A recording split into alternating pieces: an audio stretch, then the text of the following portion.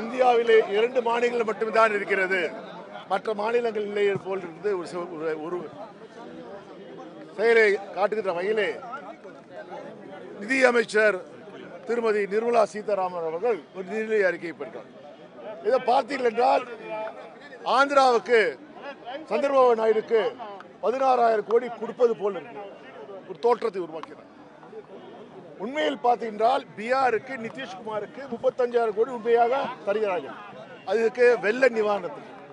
ஆனால் ஆந்திராவிலே சந்திரபாபு நாயுடுக்கு 16,000 கோடி கடனாக கூட தரவில்லை.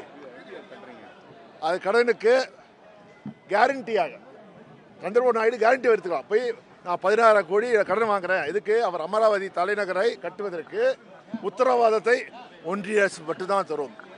அதற்கான வட்டியையும் அசலையும் அவர்தான் யாரு சந்திரபாபு நாயுடு தான் தர வேண்டும், ஆந்திரா அரசு தான் தர வேண்டும். இதில் என்ன தெரிகிறது என்றால் இந்தி பேசுகின்ற பீகாருக்கு 35,000 கோடி சொலையா எடுத்து கொடுத்துட்டார்.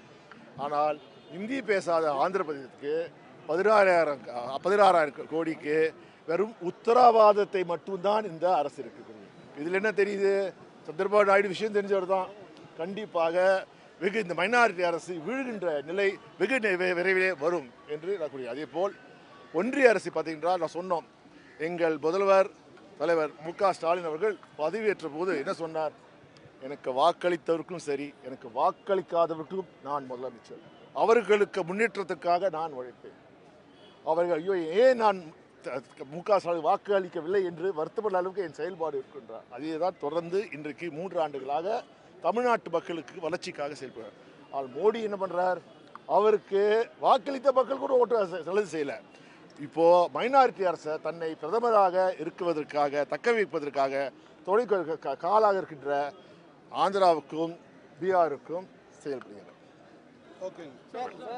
நிதியமைச்சர் சொல்லியிருக்காங்க, ஒரு மாநிலத்தோட பேரை உச்சரிக்கிறதுலாம் முக்கியம் இல்லை, நிதியெல்லாம் அவங்களுக்கு கொடுக்கறதுல அதிகமாக தான் கொடுத்துருக்கோம். பாருங்க, பாஜக அரசு மைனாரிட்டி அரசு வடை சுடுவாங்க, அழகாக வடை சுடுவாங்க.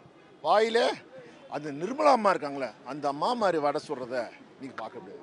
அப்படியே இந்த 2 பேர் மட்டும் சொன்ன வெண்ணையா சொல்ல பார்த்துருக்காங்கல்ல, ஏன் சொல்கிறதுக்கு காரணம்னா இன்னமும் அவர் தங்களை காப்பாற்றிக்கிறாங்களாம்.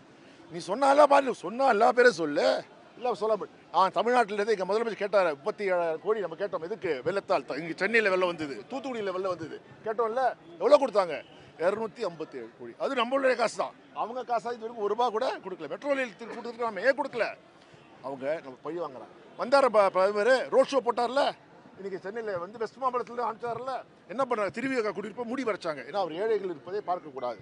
கோயம்புத்தூரில் போய் ரோட் ஷோ போட்டால, அங்கே மெட்ரோ ரயில் திட்டத்துக்கு 30 கொடுத்தாங்களா, இல்லை, வெறும் ரோட் ஷோ பிரதமர் தான் மோடி. தமிழ்நாட்டு மக்கள் இதை மன்னிக்க மாட்டார்கள், மறக்க மாட்டார்கள், தகுந்த பாடத்தை புகட்டுவார்கள்.